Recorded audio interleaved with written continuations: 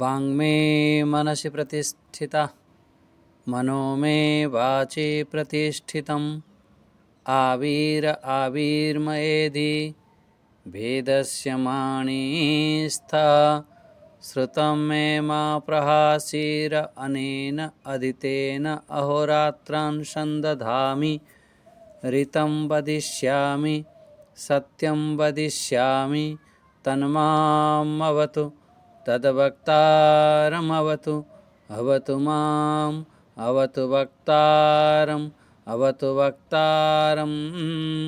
ओम शांति शांति शांति। हरि ओम। श्री परम ब्रह्म परमात्मा सच्चित आनंद स्वरूप श्री जगतरनाथ कालिया शांत जगन्नाथ महाप्रभु श्री चरण रे अनंत कोटि प्रणाम। आम परम पूज्य आमर पंडा सारे मिश्र सारे एवं समस्त मोर सुधीजन भक्तवृंद एवं मोर भक्तिमती और मातृशक्ति माँ माने समस्त मोर हरिओम ओम नमो नारायण। ओम आमे श्रीमद् भगवद गीतार सप्तम अध्याय आमे चिंतन करुछंती। से अध्याय ना हला ज्ञान विज्ञान योग। से जो प्रकरण चली से भगवानंकर से विभूति प्रकरण चली। भगवानंकर विभूति कौन से कथा को एठी कहउचंती जे से परम ब्रह्म परमात्मांकर जहाँ सब विभूति अच्छी से विभूति कहा को कहा जाए। तेणु विभूतिर अर्थ कौन एको आम बहुत बार विचार करुचंती। अनेक प्रकार तार अर्थ आसे। आमे जो विषय चली से हिसाब रे यदि आमे चिंतन करिवा ताहले विभूतिर अर्थ अनेक प्रकार अर्थ कौन ता भीतर गोटे अर्थ देखो जो आम ये भस्म लगे एको भी विभूति कहती। मथारे जो लगाती साधु संत माने जो लगाती ये पवित्र भस्म को विभूति कहा जाए। या विभूतिर अर्थ एमती जार गोटे महिमा गान करा जाए, जार वैभव कहा जाए, जार अलौकिक शक्ति को तार जो अलौकिक प्रतिभा को आमे विभूति कहती। आपण देखुथिबे जेते आमे चिंतन करूछंती ता भितरे जो श्रेष्ठता अच्छी से श्रेष्ठता को एठी विभूति कहा जाय छै। तेणु जହାର गोटे सुंदर रूप अच्छी, जହାର गोटे रहस्यमय शक्ति को आमे एठी विभूति रूप जेमिति रहस्यमय शक्ति कौन जेमिति अष्टसिद्धि अणिमा लघिमा महिमा गरिमा ये जो अच्छी सब ये सब कौन विभूति सब भगवानंकर ये सब निजर तेज शक्ति तांग बुद्धि बल ये सब कौन सी पूरा विशेष पुरुष पाखरे जेतबेले थाए कि या कौन सी वस्तु पदार्थ पाखरे थाए जो कि लोक कल्याण पाई जो थाए ताकू ही भगवान एठी गीतारे विभूति कहागला। आपण पूरा देखुथिबे एठू आरंभ हो गलानी विभूति जोग। ये होची भगवान कर जो विशेष विशेष जहाँ कि लोक कल्याण निमंते जो कर्म होची, लोक कल्याण निमंते जो विशेष किछि गुण प्रकट होची, कौन सी विशेष पदार्थ अच्छी ताको ही विभूति कहवा। आपण विभूति विभू शब्दरु ही विभूति बनी, जार अर्थ है विभू। विभू माने व्यापक शाश्वत सर्वोच्च या आत्मा ईश्वर सदृश एमती कहीपर।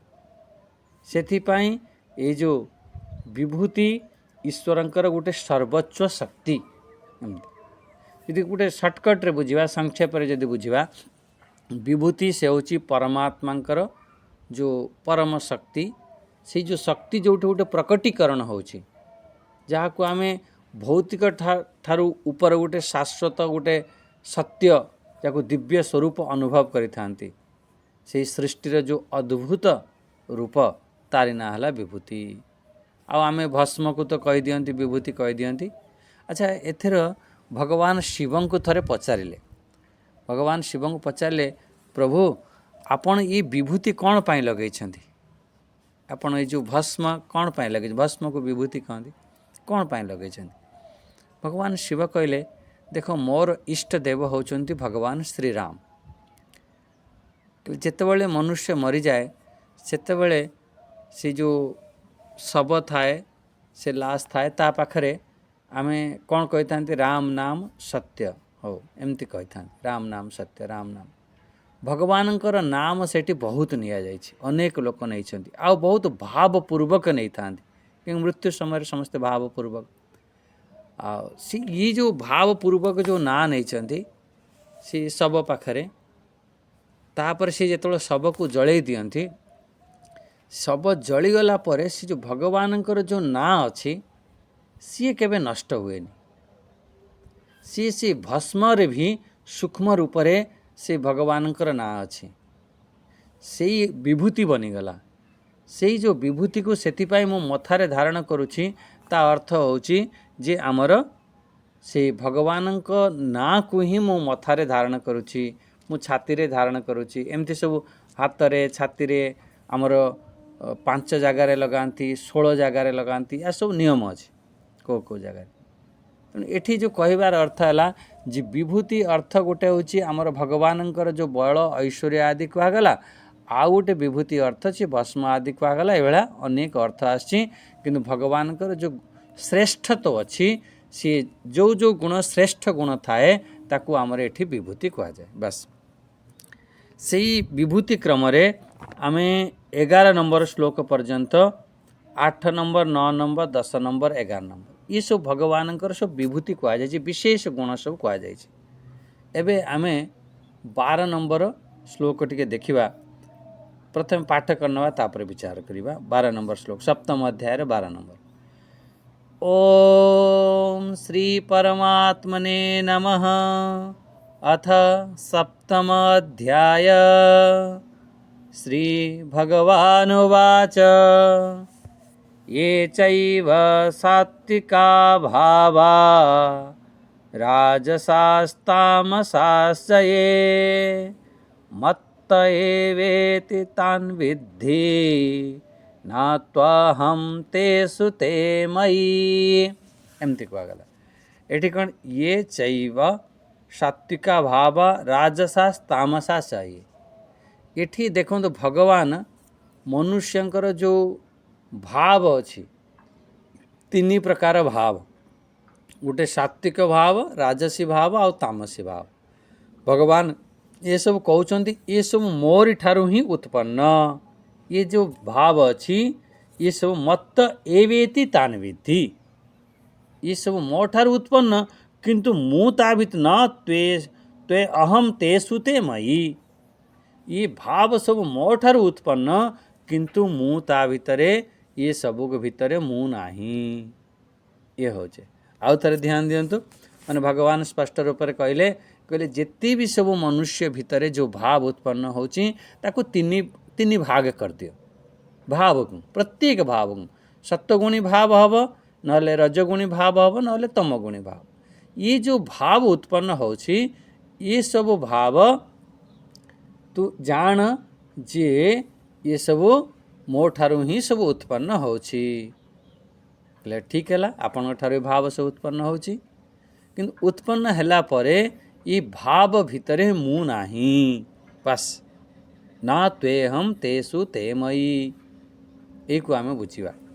अच्छा, सत्वगुण जो उत्पन्न भाव तार जो पदार्थ अच्छी, रजगुण जो भाव पदार्थ, तमगुण जो उत्पन्न भाव पदार्थ, ये सब प्राणीकर निज कर्म अनुसार सब जहाँ किछि भाव उत्पन्न होता है, सी सब निज प्राणी कर्म हिसाब से उत्पन्न होता है, किंतु भगवान ठारू ही उत्पन्न होता है। एमती बुझ। जेमिति कौन से आम गोटे कर्म करुछंती, से कर्म अनुसार फल तो मिलिबो, किंतु से फल देला वाला होचंदी भगवान। कर्म हिसाब से फल मिलिबो, किंतु से कर्म तुमको फल दे पारिबो नाही। से फल सब कोठी उत्पन्न होची भगवान ठारू। एठी एमिति आमे बुझिबा, ये जेते सब आम भितर सब भाव उत्पन्न होची, ये सब प्रत्येक भाव ये सब आम कर्म हिसाब रे होता है। आमे जेमिति जेमिति ये जगह आमे कर्म करूछंती, सही परी आमर भाव उत्पन्न हो। अच्छा, सेकेंड कथा बुझी नियंतु, जेमिति जेमिति आमर भाव अच्छी, सेमिति सेमिति आमर कर्म उत्पन्न हो। ସେଥିପାଇଁ ଯେତେବେଳେ ପ୍ରଥମେ ମୋ ମନ୍ତ୍ର ପାଠ କରେ ସେଥିରେ ଆପଣ ଦେଖିଥିବେ ବାଙ୍ଗ୍ମେ ମନସି ପ୍ରତିଷ୍ଠିତା ମନୋମେ ବାଚି ପ୍ରତିଷ୍ଠିତମ୍ ଏମିତି ମୁଁ ଶବ୍ଦ କୁହେ। ମାନେ ଯେଉଁ ଭାବ ମୋ ଭିତରେ ଅଛି ସେଇ ଭାବ ମୋ ବାଣୀରେ ଆସୁ, ଯେଉଁ ଭାବ ମୋ ବାଣୀରେ କହୁଛି ସେଇ ଭାବ ମୋ ଭିତରେ ରହୁ।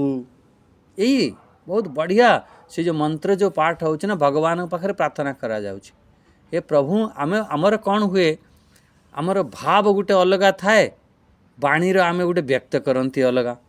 ଇଏ ପୁରା ଆମର ପଣ୍ଡା ସାର୍ କହିଲା ଭଳି ଯେ ଇଏ ସବୁ ମୁଖା ପିନ୍ଧା ମନୁଷ୍ୟ, ସବୁ ଏ ମୁଖା ପିନ୍ଧା ମନୁଷ୍ୟ।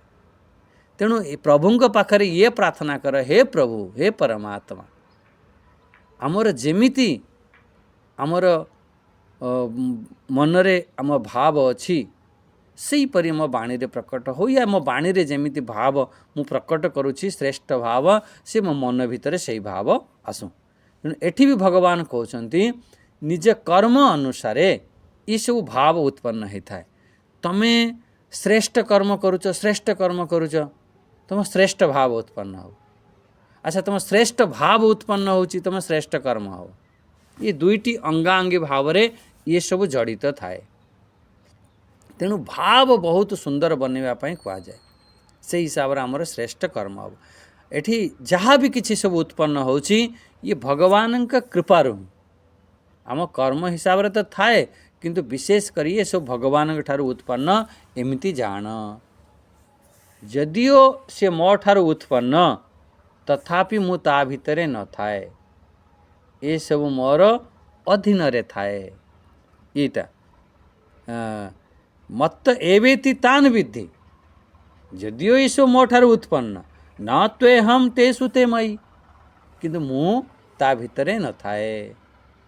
ସୃଷ୍ଟିରେ ଯାହା କିଛି ହେଉଛି ସବୁର ମୂଳ ଆଶ୍ରୟ ହେଉଛି ମୁଁ। ବାସ୍ ୟାର ଯେଉଁ ମୂଳ ଅର୍ଥ, ଇଏ ଯେଉଁ ଶ୍ଲୋକର ଯେଉଁ କହିବାର ଯେଉଁ ମୂଳ ଅର୍ଥକୁ ଆପଣ ବୁଝି ନିଅନ୍ତୁ। ଏଠି ଭଗବାନ କ'ଣ କହୁଛନ୍ତି, ଇଏ ଯେତେ ବି ଭାବ ଅଛି, ଯାହା ବି କିଛି ଅଛି, ସବୁ ମୋରି ହିଁ ଆଶ୍ରୟରେ ଥାଏ। ମୋରି ବିନା ଆଶ୍ରୟରେ କୌଣସି ଜିନିଷ ମାନେ ଟେକି ପାରିବା ନାହିଁ।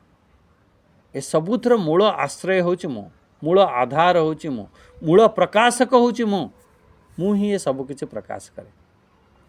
ଏଠାରେ ଗୋଟେ କଥା ଆମେ ବିଚାର କରିବା, ଆମେ ଯେଉଁ ତିନି ପ୍ରକାର ଭାବ କହିଲେ, ତମଗୁଣ, ରଜଗୁଣ, ଇଏ ଯେଉଁ ଦୁଇ ପ୍ରକାର ଭାବ ଠାରୁ ଆମେ ଟିକେ ଉପର ଉଠିବା, ଉପର ଉଠିକି ସତ୍ୱଗୁଣ ଭାବରେ ଆମେ ରହିବା। ଆମେ ସତ୍ୱଗୁଣ ଭାବରେ ଯଦି ରହୁଛନ୍ତି ତାହେଲେ ଆମ ଦ୍ୱାରା ଶ୍ରେଷ୍ଠ କର୍ମ ଆମେ କରିପାରିବା, ଶ୍ରେଷ୍ଠ କାମ ଆମେ କରିପାରିବା। ଶାସ୍ତ୍ରରେ ଯେମିତି କର୍ମ କୁହାଯାଇଛି ସେମିତି ଆମେ କରିପାରିବା। ଆମେ ଯେଉଁ ଶାସ୍ତ୍ର ନିଷେଧ ପ୍ରତି ଯେଉଁ କର୍ମ କୁହାଯାଇଛି ତା ପ୍ରତି ଆମର ଆକର୍ଷିତ ବୁଦ୍ଧି ହେବ ନାହିଁ, ଆମର ସେମିତି ଭାବ ବନିବ ନାହିଁ। କାହିଁକିନା ଆମେ ସତ୍ୱଗୁଣୀ ଭାବରେ ଅଛନ୍ତି। ସବୁବେଳେ ପାଇଁ ଯେତେବେଳେ ଆପଣ ଗୀତା ପଢ଼ୁଛନ୍ତି, ଯେତେବେଳେ ସତ୍ସଙ୍ଗ ଶୁଣୁଛନ୍ତି, ଯେତେବେଳେ ପୂଜାପାଠ ଧ୍ୟାନ ଭଜନ ସାଧନା କରୁଛନ୍ତି, ସେ ସମୟରେ ଆପଣ ଭାବ କେମିତିକା, ସବୁ ସତ୍ୱଗୁଣୀ ଭାବ। ସେତେବେଳେ ଆମେ କାହାର ବହୁତ ଅନିଷ୍ଟ କରିବା ପାଇଁ ଇଚ୍ଛା ହୁଏ ନାହିଁ, ସେତେବେଳେ ସତ୍ୱଗୁଣୀ ଭାବରେ ରହନ୍ତି। ଗୋଟେ ସମୟରେ ସେ ସତ୍ୱଗୁଣୀ ଭାବରୁ ବି ଆମେ ତ୍ରିଗୁଣାତୀତ ହେବାକୁ କୁହାଯିବ, କିନ୍ତୁ ମୂଳ ରୂପରେ ଆମକୁ ସେଇ ସତ୍ୱଗୁଣ ଭାବରେ ଆମେ ରହିବା। ଧୀରେ ଧୀରେ ସେ ଭଗବାନଙ୍କ କୃପାରୁ ଆମେ ସେ ସତ୍ୱଗୁଣ ଭାବରୁ ବି ଉପରକୁ ଉଠିଯିବା। ଆଚ୍ଛା, ସତ୍ୱଗୁଣ ଭାବକୁ ବି ଛାଡ଼ିବାକୁ ପଡ଼ିବ, ୟା ଉପରକୁ ଉଠିଯିବା, ତା ଅର୍ଥ କ'ଣ? କାହିଁକିନା ବହୁତ ବାର ଏମିତି ବି ହେଇଯାଏ ଆମେ ସତ୍ୱଗୁଣରେ ହିଁ ଫସିଯାଆନ୍ତି। ଯେମିତି ଭଗବାନ ଯେଉଁ ଏଠି କହିଛନ୍ତି ନା ତିନି ସତ୍ୱଗୁଣ ଭାବରେ କେମିତି ଫସନ୍ତି, ମୁଁ ଗୋଟେ କଥା କହୁଛି। ବହୁତ ଦୃଷ୍ଟାନ୍ତ ଅଛି। ଏବେ ଗୋଟେ ଲେଟେଷ୍ଟ ଜଣେ ସାଧୁ ପ୍ରକାର ଲୋକ ଥିଲେ, ତାଙ୍କ ସାଙ୍ଗରେ ଆମର ଭେଟ ହେଲା। ସେ ସବୁ କିଛି ଘର ଦ୍ୱାର ଛାଡ଼ି ଗୋଟେ ପାହାଡ଼ ପାଖରେ ସେ ରହୁଛନ୍ତି। ସେଠି ସେଇଠି ରହିକି ସାଧନା ଭଜନ କରୁଛନ୍ତି, ଗୀତା ପାଠ ପଠନ କରୁଛନ୍ତି। ତାଙ୍କୁ ଆଉ ଏ ସଂସାରର ବହୁତ କିଛି ଭଲ ଲାଗୁନାହିଁ, ଏକାନ୍ତରେ ସେ ରହୁଛନ୍ତି, ସାଧନା କରୁଛନ୍ତି। ଏଠି ବହୁତ ପରିଶ୍ରମ କରିଛନ୍ତି, ପଥର ବଗେରା ସବୁ କାଟିଛନ୍ତି, ସବୁ ସେଟ୍ କରିକି ତାଙ୍କର ସବୁ ପରିଶ୍ରମ କରୁଛନ୍ତି। ଯେତେବେଳେ ସେ ମୋ ସାଙ୍ଗରେ ଭେଟ ହେଲେ ମୁଁ ଜାଣିଲି ଯେ ବହୁତ ସେ କଷ୍ଟରେ ରହୁଛନ୍ତି। तो ମୁଁ କହିଲି ଠିକ୍ ଅଛି, ମୁଁ ବି ଜାଣିଛି ଏକାନ୍ତର ଯେଉଁ ତାର ଫଳ, ତାର ଯେଉଁ ଗୁଣ ବହୁତ ଶ୍ରେଷ୍ଠ ଗୁଣ ଅଛି। କିନ୍ତୁ ଠିକ୍ ଅଛି, ବହୁତ ଦିନ ହେଇଗଲା, ଏବେ ପଳେଇ ଆସନ୍ତୁ, ଆମେ ସବୁ ସାଙ୍ଗରେ ରହିବା, ଯାହା ବି କିଛି ହେବ ଭଗବାନଙ୍କ କୃପାରେ ସବୁ ଚାଲିବ, ଠିକ୍ଠାକ୍ ହେବ। ଆଉ ଯଦି ଆପଣ ଏକାନ୍ତ ବି ଚାହୁଁଛନ୍ତି, ସେଠି ବହୁତ କଠିନ ଅଛି, ଗୋଟେ ଭଲ ଜାଗାରେ ଆପଣ ଏକାନ୍ତରେ ମୁଁ ରଖେଇଦେବି, ସେଠି ରହିବେ, ଆମେ ବ୍ୟବସ୍ଥା କରିବା, ସବୁ ବଢ଼ିଆ ସାଧନା ହେବ। ଆଉ ସେଠୁ ସିଏ ବ୍ୟକ୍ତି କହିଲେ ସ୍ୱାମୀଜୀ ମୁଁ ସେ ଜାଗା ଛାଡ଼ିପାରିବିନି। ମୁଁ କାହିଁକି ଛାଡ଼ିପାରିବିନି? କହିଲା ମୁଁ ବହୁତ ପରିଶ୍ରମ କରିକି ତାକୁ ବନେଇଛି। ମୁଁ କହିଲି ସେ ଜାଗା ତୁମର ବି ନୁହଁ। ଠିକ୍ ଅଛି, ତୁମେ ପରିଶ୍ରମ କଲ, ଯେତେ ଦିନ ରହିବା ପାଇଁ ହେଲା, ଆଉ ଏକାନ୍ତ ବି ରହିଲ, ସବୁକିଛି। କିନ୍ତୁ ମୋର ସେଠି ଗୋଟିଏ କଥା, ଗୋଟେ ପଏଣ୍ଟ ମୋର ଏଠି କହିବାର କଥା ଯେ କ'ଣ ହେଉଛି ନା, ସେ ଜାଗା ପ୍ରତି କେଉଁଠି ନା କେଉଁଠି ଆମେ ଆସକ୍ତି ଭାବ ହେଇଗଲେ। ଆମେ ସତ୍ୱଗୁଣରେ ଅଛନ୍ତି, ଆମେ ଧ୍ୟାନ କରୁଛନ୍ତି, ଏକାନ୍ତ ରହି ଭଜନ କରୁଛନ୍ତି, ସେଇ ସତ୍ୱଗୁଣରେ ଧୀରେ ଧୀରେ ଫସିଯାଆନ୍ତି। ଭଗବାନ 14ମ ଅଧ୍ୟାୟରେ କହିଦେବେ ସତ୍ୱଗୁଣରେ କେମିତି ଆମେ ସେ ସୁଖ ସାଙ୍ଗରେ ବାନ୍ଧି ଯାଆନ୍ତି, ଆମେ ସେଇ ଜ୍ଞାନରେ ଆମେ ବାନ୍ଧି ଯାଆନ୍ତି। ସେଇ ଭଗବାନ ଏଠି କହୁଛନ୍ତି ଯେଉଁ ତିନ ଭାବରୁ ବି ଅତୀତ ହେବାକୁ ପଡ଼ିବ, ଶିଶୁ ଭଗବାନଙ୍କ କୃପାରୁ। ଆଚ୍ଛା, ସେଇ କଥାକୁ ଭଗବାନ ଏଠି କହୁଛନ୍ତି ଯଦି ତୁ ଏହି ତିନି ଗୁଣ ଭିତରେ ରହିବୁ ତାହେଲେ ମୋତେ ତୁ ପ୍ରାପ୍ତ କରିପାରିବୁ ନାହିଁ। କାହିଁକି ନା ମୁଁ ଏଙ୍କ ଭିତରେ ହିଁ ନାହିଁ। ଭାଇ ଯାହା ଭିତରେ ଥିବେ, ଯଦି ମୁଁ ସେ ତିନି ଗୁଣ ରହି ସେଠି ମୁଁ ପ୍ରାପ୍ତ କରିବି। ଯଦି ସତ୍ୱଗୁଣରେ ଭଗବାନ ଅଛନ୍ତି ତାହେଲେ ସତ୍ୱଗୁଣ, କହିଲେ ସତ୍ୱଗୁଣରେ ଆମେ ରହିବା, କିନ୍ତୁ ଗୋଟେ ସମୟ, ଗୋଟେ ଏମିତି ଅବସ୍ଥା ଆସିବ ଆମେ ତ୍ରିଗୁଣାତୀତ ହେବା। ନ ତ୍ୱେହମ୍ ତେଷୁ ତେ ମୟୀ, ଇଏ ସବୁଠାରୁ ମୋ ଠାରୁ ଉତ୍ପନ୍ନ, କିନ୍ତୁ ମୁଁ ତା ଭିତରେ ନାହିଁ। ଆଉ ଗୋଟେ ସହଜ ଦୃଷ୍ଟାନ୍ତ ଦେଖନ୍ତୁ, କେମିତି ଭଗବାନ ସମସ୍ତଙ୍କ ମାନେ ସବୁକିଛି ଭଗବାନଙ୍କ ଠାରୁ ଉତ୍ପନ୍ନ, କିନ୍ତୁ ଭଗବାନ ନାହାନ୍ତି। ବହୁତ ଦୃଷ୍ଟାନ୍ତ ଦେଇଛନ୍ତି। ଯେମିତି ଗୋଟେ ଜେଲର, ସେ ଜେଲ ଭିତରେ ବି ଥାଏ, ଗୋଟେ କଏଦୀ, ଗୋଟେ ଦୋଷୀ, ସିଏ ବି ଜେଲ ଭିତରେ ଥାଏ, କିନ୍ତୁ ଜେଲର ଜେଲ ଭିତରେ ଥାଇକି ବି ଜେଲ ଭିତରେ ନଥାଏ। ଏମିତି ବୁଝନ୍ତୁ, ସେ ଜେଲ ଭିତରେ ଥାଇକି ବି ସେ ଜେଲ ଭିତରେ ନଥାଏ। କିନ୍ତୁ ଗୋଟେ କଏଦୀ ଯେଉଁ ଦୋଷୀ, ସେ ଜେଲ ଭିତରେ ଥାଏ, ଅଛି, ସେ ଜେଲ ଭିତରେ ହିଁ ରହିବ। ଆଉ ଜେଲର କ'ଣ, ସେ ଜେଲ ଭିତରେ ଥାଇକି ବି ଜେଲ ଭିତରେ ନଥାଏ। ସେହିପରି ଭଗବାନ ଏ ସୃଷ୍ଟିରେ ସବୁକିଛି କଲା ପରେ ବି କିଛି କରନ୍ତି ନାହିଁ। ଏ ସୃଷ୍ଟିରେ ରହିଲା ପରେ ବି, ଏ ସୃଷ୍ଟିରେ ସେ ଯେଉଁ ସବୁକିଛି ଉତ୍ପନ୍ନ କଲେ ଭାବକୁ, କଲା ପରେ ବି ସେଥିରେ ରହନ୍ତି ନାହିଁ। ଏମିତି ବହୁତ ଦୃଷ୍ଟାନ୍ତ, ଯେମିତି ଆପଣ ସମୁଦ୍ର, ବିଶେଷ କରିକି ଆମେ ସବୁ ସମୁଦ୍ର ଦୃଷ୍ଟାନ୍ତ ଦିଅନ୍ତି। ସମୁଦ୍ରରେ ଅନେକ ପ୍ରକାର ଯେଉଁ ତା ଦେହର ଫେଣ ଉଠୁଛି, ବୁଦବୁଦ ଉଠୁଛି, ଲହଡ଼ି ଉଠୁଛି, ତରଙ୍ଗ ସବୁ ଅନେକ ପ୍ରକାର ଉଠୁଛି, କିନ୍ତୁ ଉଠିଲା ପରେ ବି ସିଏ ସବୁକିଛି ପାଣି ହିଁ ପାଣି ନା, ପାଣି ଠାରୁ ଅନ୍ୟ କିଛି ହିଁ ନାହିଁ। ମାନେ ଇଏ ଭଗବାନଙ୍କର ଯେ ଇଏ ଯାହା ବି କିଛି ଭାବ ସବୁ ଉଠୁଛି, ଭଗବାନ କହୁଛନ୍ତି ସବୁ ମୁଁ ହିଁ ମୁଁ, ଭାଇ ମୋ ଛଡ଼ା ଅନ୍ୟ କିଛି ନାହିଁ, ଏମିତି ତୁ ବୋଧ କର।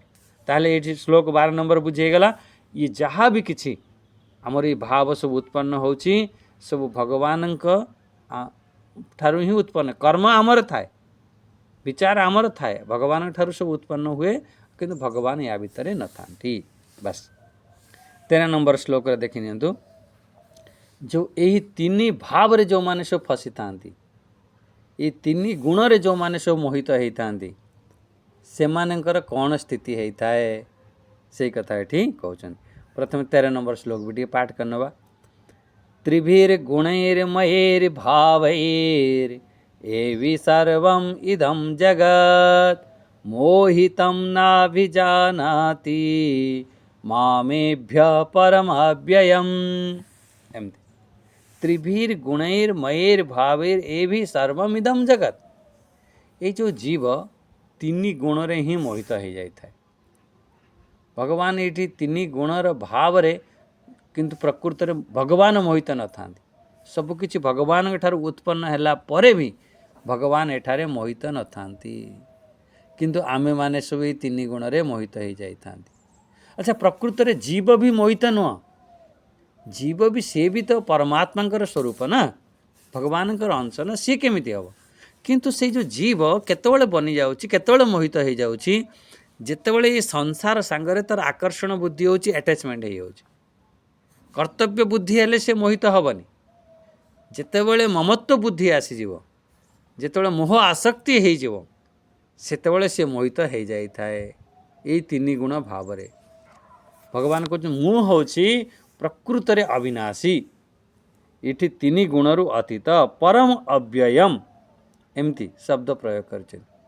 ମୁଁ ପ୍ରକୃତରେ ଏଇ ତିନି ଗୁଣରୁ ମୁଁ ଅତୀତ, କିନ୍ତୁ ସେମାନେ ମୋତେ ଜାଣିପାରନ୍ତି ନାହିଁ। ମୋହିତମ୍ ନାଭିଜାନତି, ସେମାନେ ଏଇ ଯେଉଁ ସଂସାରରେ ସବୁ ଲୋକ ଏଇ ତିନି ଗୁଣରେ ରହି ସମସ୍ତେ ମୋହିତ ହେଇଛନ୍ତି।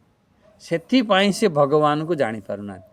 କିଏ ତ ତମ ଗୁଣରେ ମୋହିତ ହେଇଛି, ନିଦ୍ରା ଆଳସ୍ୟ ପ୍ରମାଦ ଆଦିରେ, କିଏ ରଜଗୁଣରେ ମୋହିତ ହେଇଛି, କିଏ ସତ୍ୱଗୁଣରେ ମୋହିତ ହେଇଯାଇଛି। ବାସ୍ ଏଇ ସତ୍ୱଗୁଣରେ ବି ମୋହିତ ହେଇଯାଆନ୍ତି। ଏଇ ତିନି ଗୁଣରେ ମୋହିତ ହେଇ ସେ ପରମ ତତ୍ତ୍ୱ ପରମାତ୍ମା ଯେଉଁ ଅବିନାଶୀ ତତ୍ତ୍ୱକୁ ସେମାନେ ଜାଣିପାରନ୍ତି ନାହିଁ। ବହୁତ ବାର ଏମିତି ହୁଏ।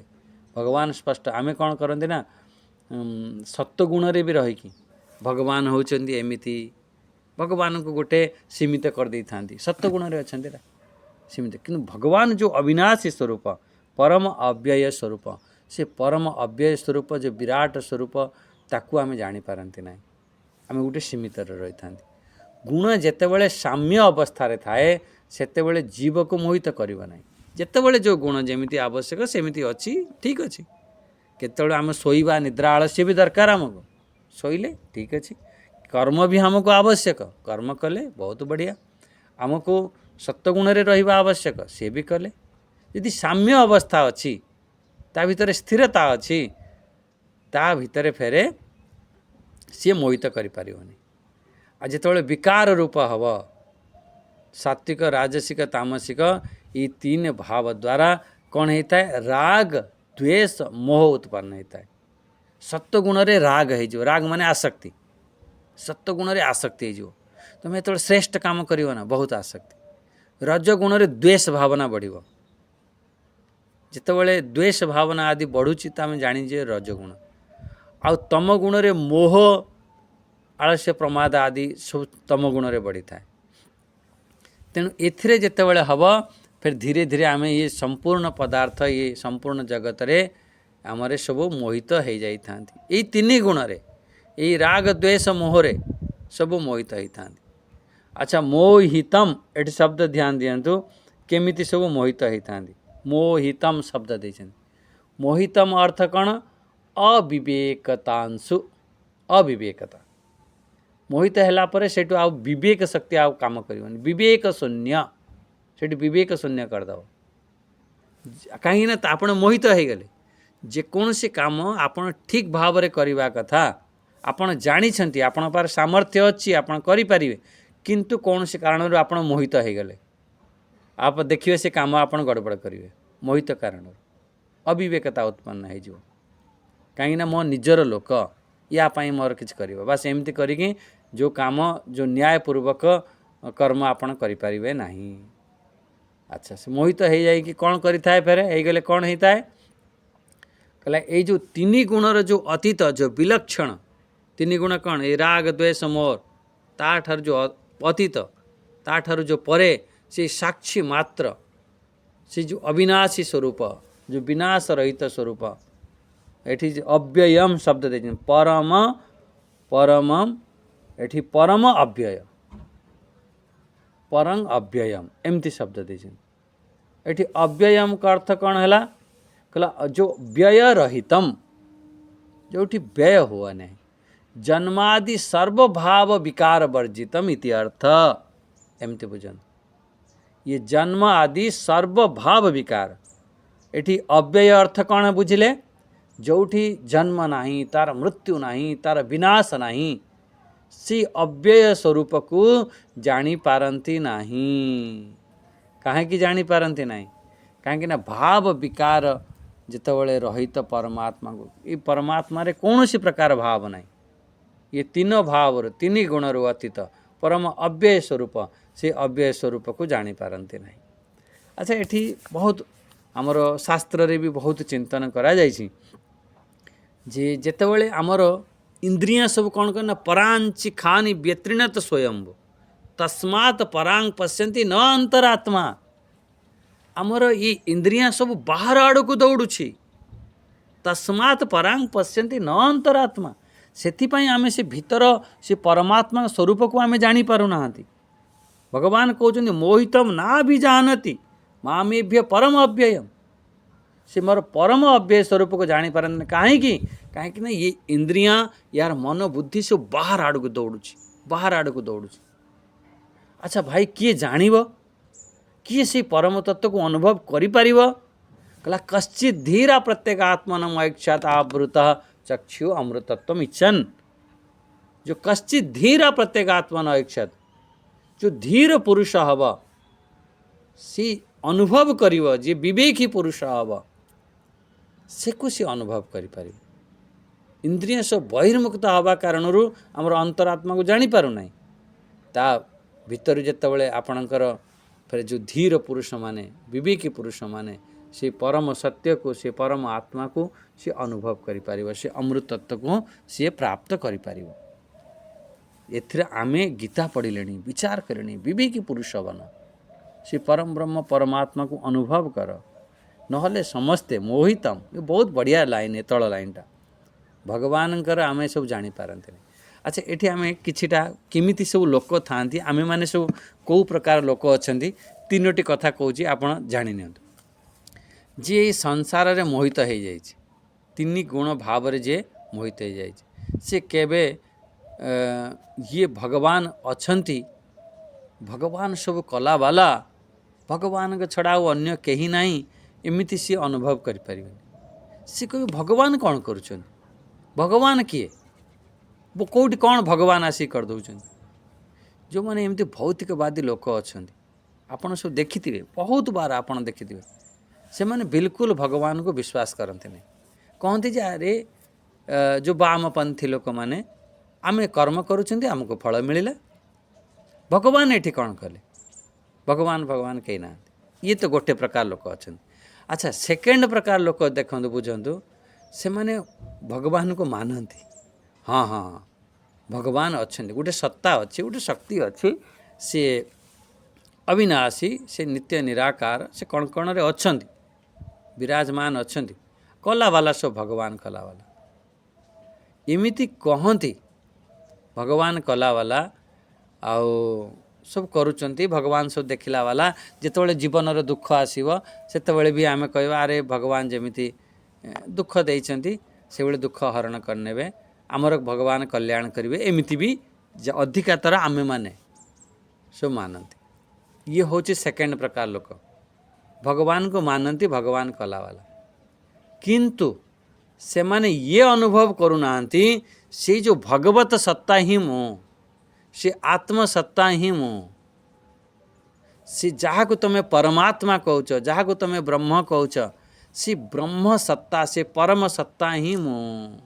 ये अनुभव कर हाँ भगवान अच्छा, भगवान आमे अंश, बस सी आमर अंशी आ सब किछि कलावाला भगवान, एमिति अनुभव कर। किंतु सी अनुभव करुना, से जो अद्वैत सत्ता, एक सत्ता अच्छी, एक परम तत्व अच्छी, से एक परम तत्व ही मु मोर आत्मा रूपरे, ये अद्वैत भाव को से आसी न थाए। जार जेते गुण प्रभावित हव, सेई परि से सेते ता भितरे स्थिरता आसीव, सेई परि ता भितरे विचार उठिव। यदि तम गुण व्यक्ति, से भगवान भगवान को मानिबनी। रजगुणी व्यक्ति भगवान को अल्प अल्प मानिव, सत्वगुणी व्यक्ति पूर्ण रूप में मानिव। आउ जो त्रिगुणातीत व्यक्ति, से भगवान को से उपाधि रहित, उपाधि शून्य ए प्रकार से अनुभव करि परिबो। तार भीतर गोटे एकाकार वृत्ति हब, एकाकार वृत्ति उत्पन्न हब। ता भीतर से राग द्वेष मोह सब शून्य हो जिवो, ता भीतर गोटे एकत्व दृष्टि आसीबो। सेथिपाई ई धीर पुरुष एकु जानी परिबो, विवेकी पुरुष जो विचार कलावाला, खूब चिंतन कलावाला, तेबे से अद्वैत, से परम तत्व को से अनुभव करि परिबो। तेने तीन प्रकार लोकों कथा आपण बुझिले। एठी ज्ञानी का कथा से ही विचार करि परिबो। एठी भगवान तो कहि दउछंती, प्राय समस्ते आमे संसार रे ए तीन गुण रे मोहित हो जाई थांती। ये जो 13 नंबर श्लोक रे मोहित है कि आमे फसी जाई थांती।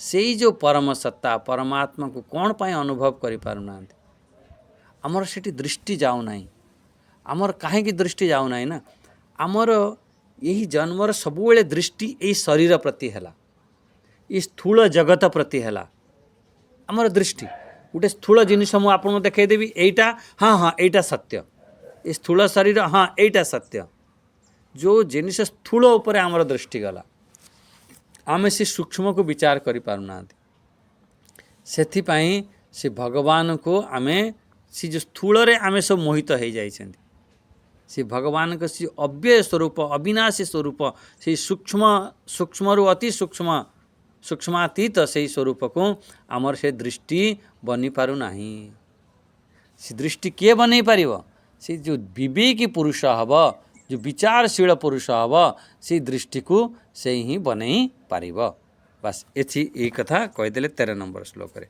अच्छा 14 नंबर श्लोक देखंदु ये बहुत प्रसिद्ध श्लोक 14 नंबर प्राय समस्ते साधु संत माने विद्वान माने सब खूब या पर विचार करती 14 नंबर श्लोक टिके आमे पाठ करनबा दैवी हेषा गुणमयी मम माया दुरत्यया मामेव ये प्रपद्यन्ते मायामेतां तरन्ति ते।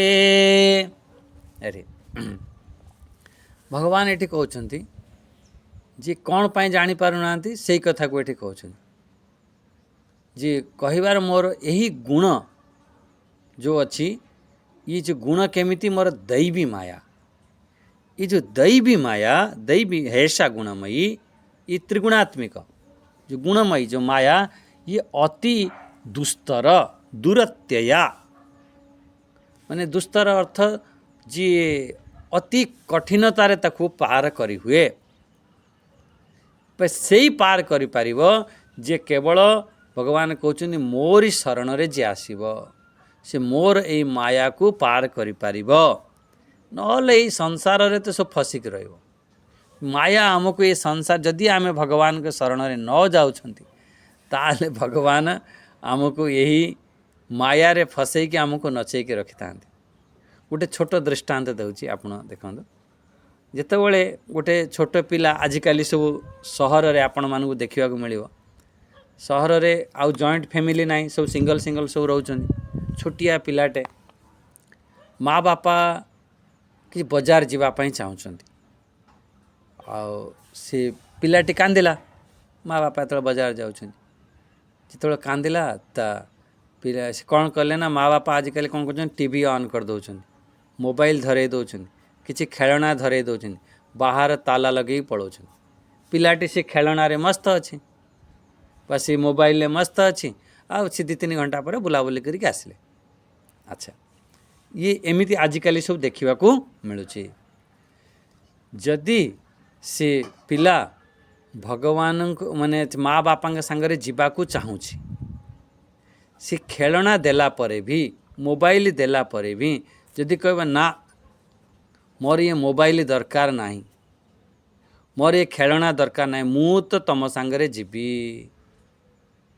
ताहले जदि जिद्दी करदेव जदि से खेलना ताकू नब नहीं से जो मोबाइल नब नहीं ताहले कौन हम ताहले माँ बापा निश्चित रूप से पिला को नहीं जीवे पिला को गाड़ी रे बसैबे बसैकी नहीं बुलाबुली जमी से जोड़ जाऊँ बुलायापाई नहीं जीवे तेणु ये बुझंतु कौन गोटे कथा कौन से भगवान कौन करती भगवान कौन करती तांको माया को पठाती जा छोट मोट खेलना दे दे से जितेबले आमे कांदती भगवान आड़ को जीवाई चाहती भगवान आमको छोट मोट माया आमको देदेवे पठेदेवे कह जा कौन दे जा जे एंकु टे धन दे दे जा एक स्त्री दे दे जा एक घर द्वार दे दे जा एक मान सम्मान दे दे देकी एइथरे फसैकी रखिदेवे आउ फिर भगवान आउ माने ये होची भगवान कर माया भगवान ये कहते दैवी हेषा गुणमयी मम माया दुरत्यया यही माया को सब पार करि पारंती नहीं ये माया रे आमे फसिकी रही जाई थांती। अच्छा जी ये सब माया को पार कला ना मोर खाली एक से परम ब्रह्म परमात्मा से अविनाशी स्वरूप तांकरी अनुभूति करिवार अछि। जिते भी माया आसिला ठीक अच्छी आम स्वीकार कले बस आगे बढ़िले। जदि किंतु मायारे ओम ओम ओम आमे ए मायारे फसिकी रही जाई थांती ताले आपण माने प्राय बुझी पारिले। अच्छा हौ एठी आजिर बाणी को विराम दवा। ताले आमे बुझी पारिले दुई प्रकार मुख्य रूप रे माया कहगला। गोटे हैला दैवी माया भगवानंकर, आउ गोटे भगवानंकर आसुरी माया भी अच्छी। ये दैवी माया तो फिर भी ठीक अच्छी, आसुरी माया आउरी खतरनाक था। जमी गोटे दैवी माया आसुरी माया कौन? माया तो भगवानंकर बहुत प्रकार माया अच्छी, किंतु केतोटी कथा ध्यान दियंतु। जितेबाला आपण रामायण रे देखिथिबे भगवान श्री राम जिते वनवास जाइछंती से समय रे भगवान श्री राम अच्छंती, सीताजी अच्छंती, आओ लक्ष्मण अच्छंती। अच्छा सेठी पंचवटी रे जाइके रहिछंती। पंचवटी रहिछंती सेही समय रे गुटे राक्षसी आसीछि, रावणर भौणी सी सुपनेखा सी भी आसी। देखते एठी सीताजी भी माया आ सुपनेखा भी माया। तेणु सीताजी केमिति माया, सुपनेखा सी भी सुपनेखा भी माया भी ना। एठी गोस्वामी तुलसीदास आमर कहते भगवान श्रीराम और लक्ष्मण को मझिरे आमर सीताजी विराजमान अच्छंती। से केमिति देखा जाउछंती? उभय बीच श्री, श्री माने सीताजी, उभय बीच श्री सोहई कैसी। ये दुई जनक भितरे आमर श्री सीताजी केमिति शोभायमान होचंती? कहला ब्रह्म जीव बीच माया जैसी, उभय बीच श्री सोहई कैसी, ब्रह्म जीव बीच माया जैसी। जमती ब्रह्म आउ जीव, ब्रह्म होचंती भगवान राम, जीव होचंती आमर लक्ष्मण। ता मझिरे जेमिति ब्रह्म आउ जीव मझिरे माया जेमिति विराजमान अच्छंती, सेही परी ये आमर रामंक आउ लक्ष्मणक मझिरे सीताजी सेही परी विराजमान अच्छंती। अच्छा से सीताजी आमर कौन? लक्ष्मण को जीव को से ब्रह्म सांगरे मिशेई दियंती। से होचंती दैवी माया।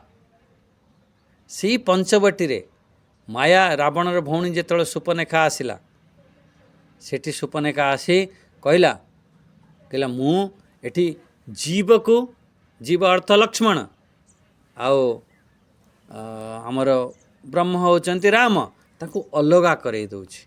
अलगा सेथिपई ताकू तो तुरंत ही आसुरी माया को तुरंत ही ता नाक कान काटी दियो। एमती आसुरी माया आ दैवी माया सानिध्य रुह, सानिध्य रुह, फिर आमर कल्याण हब। से सहज रूप से आमर गोस्वामी जो तुलसीदास रामचरित मानस तो माया उपर खूब विचार रखिछंती। जेमिति गो गोचर जहाँ लगी मन जाई, सो सब माया जा नहीं भाई। सबु किछि माया, जहाँ जो जेपर्यंत आमर आखि जाउछि, मन जाउछि, से सब माया। किंतु से माया को तो बूझ, तेई करी भेद सुनहु तुम मो सोऊ, सेई करी भेद सुनहु तुम सोऊ, विद्या पर अविद्या दो। विद्या आउ अविद्या ये दुई प्रकार माया अछि। भगवानंकर माया विद्या माया भी अच्छी और अविद्या माया भी अच्छी। विद्या माया एमिति बुझिनियो, आमर माँ सीता दी होचंदी विद्या माया, आउ सुपनेखा होची अविद्या माया। एमिति आपणकर बंधनकारी आ सही अविद्या माया आपणकर बंधनकारी, आ विद्या माया आपणकर मोक्ष प्रदायिनी। अच्छा ठीक अच्छी, एमिति आमर चिंतन आउरी आग को बढ़िव। भगवान चाहिए आम काली करवा, या पर भी आउरी टिके प्रकाश डालिमा। माया अर्थ एतिके जानी नियंतु, जो भ्रम, जो मिथ्या, आमे भूल को आमे माया कहती। जमती माया भी रावण, रावण केमिति गोटे साधु वेश बनैके आसला, माया भी रावण। मायार हरिण जो मारीच थिला ना मामा मारीच थिला से माया भी हरिण हैला माने जी ए सत्य नही से सत्य प्रतीत हुए सी को ही माया कहती।